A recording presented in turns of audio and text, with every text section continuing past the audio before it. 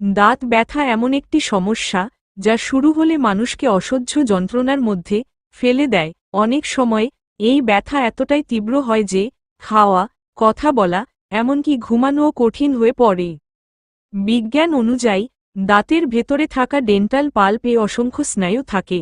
যখন দাঁতে ক্ষয়, ইনফেকশন বা চাপ পড়ে, তখন এই স্নায়ুগুলো উত্তেজিত হয়ে তীব্র ব্যথার সৃষ্টি করে। অনেকে ভুল করে শুধু ব্যথা কমানোর চেষ্টা করেন, কিন্তু মূল কারণ ঠিক না করলে সমস্যা আরও গুরুতর হতে পারে, এমনকি দাঁতও নষ্ট হয়ে যেতে পারে। তাই আজ আমরা জানব, দাঁত ব্যথা হলে ঘরে বসে কি করবেন, কখন ডাক্তার দেখাবেন এবং কিভাবে দ্রুত আরাম পাবেন। কুসুম গরম লবণ পানিতে কুলি করা দাঁত ব্যথা কমানোর সবচেয়ে সহজ ও বৈজ্ঞানিকভাবে কার্যকর পদ্ধতি হল লবণ পানিতে কুলি করা। লবণ অ্যান্টিব্যাকটেরিয়াল হিসেবে কাজ করে এবং মুখের ভেতরের ক্ষতিকর জীবাণু কমায়। এটি মাড়ির প্রদাহ কমাতে সাহায্য করে এবং দাঁতের আশেপাশে জমে থাকা ময়লা বা খাদ্যকণা পরিষ্কার করে। দিনে 2 থেকে 3 বার কুলি করলে সাময়িকভাবে ব্যথা অনেকটাই কমে যেতে পারে। দাঁতের ফাঁকে আটকে থাকা খাবার পরিষ্কার করা অনেক সময় দাঁতের ফাঁকে খাবার আটকে থাকার কারণে চাপ সৃষ্টি হয় এবং ব্যথা শুরু হয়।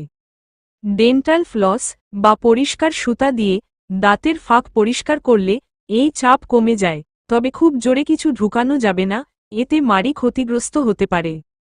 ঠান্ডা সেক ব্যবহার করা যদি দাঁত ব্যথার সাথে মুখ ফুলে যায়, তাহলে ঠান্ডা সেক খুব কার্যকর।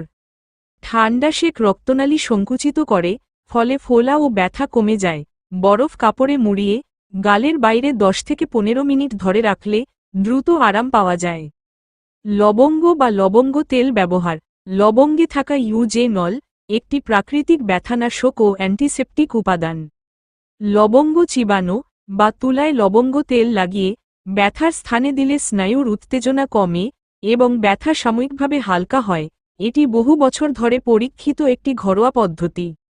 ব্যথানাশক ওষুধ চিকিৎসকের পরামর্শে ব্যথা বেশি হলে প্যারাসিটামল বা আইবুপ্রোফেন জাতীয় ওষুধ ব্যবহার করা যেতে পারে, তবে অবশ্যই চিকিৎসকের পরামর্শ অনুযায়ী। এই ওষুধগুলো প্রদাহ কমিয়ে ব্যথা কমায়, কিন্তু মনে রাখতে হবে এগুলো মূল সমস্যার সমাধান নয়, শুধু সাময়িক আরাম দেয়। গরম, ঠান্ডা ও মিষ্টি খাবার এড়িয়ে চলা দাঁত ব্যথার সময় দাঁত খুব সংবেদনশীল হয়ে যায়। এই সময় বেশি গরম, ঠান্ডা বা মিষ্টি খাবার খেলে স্নায়ু আরও উত্তেজিত হয় এবং ব্যথা বেড়ে যায়। তাই নরম ও স্বাভাবিক তাপমাত্রার খাবার খাওয়া উচিত। দ্রুত ডেন্টিস্টের কাছে যাওয়া সবচেয়ে গুরুত্বপূর্ণ। যদি ব্যথা 2 থেকে 3 দিনের বেশি থাকে, দাঁত ফুলে যায়, পুঁজ বের হয় বা জ্বর আসে, তাহলে দেরি না করে ডেন্টিস্টের কাছে যেতে হবে। দাঁত ব্যথার পেছনে থাকতে পারে দাঁতের ক্ষয়, স্নায়ুর সংক্রমণ, মাড়ির রোগ, অ্যাবসেস। এসব সমস্যা অবহেলা করলে দাঁত স্থায়ীভাবে নষ্ট হয়ে যেতে পারে। গুরুত্বপূর্ণ সতর্কতা: দাঁতে সরাসরি কোনো কেমিক্যাল বা অজানা পদার্থ ব্যবহার করবেন না। গরম সেক দেবেন না, ফোলা বাড়তে পারে। দীর্ঘদিন ব্যথা সহ্য করবেন না। নিজে নিজে অ্যান্টিবায়োটিক খাবেন না।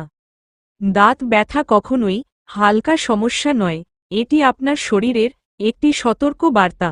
তাই শুধু ব্যথা কমিয়ে চুপ করে না থেকে এর আসল কারণ খুঁজে দ্রুত চিকিৎসা নেওয়াই সবচেয়ে বুদ্ধিমানের কাজ।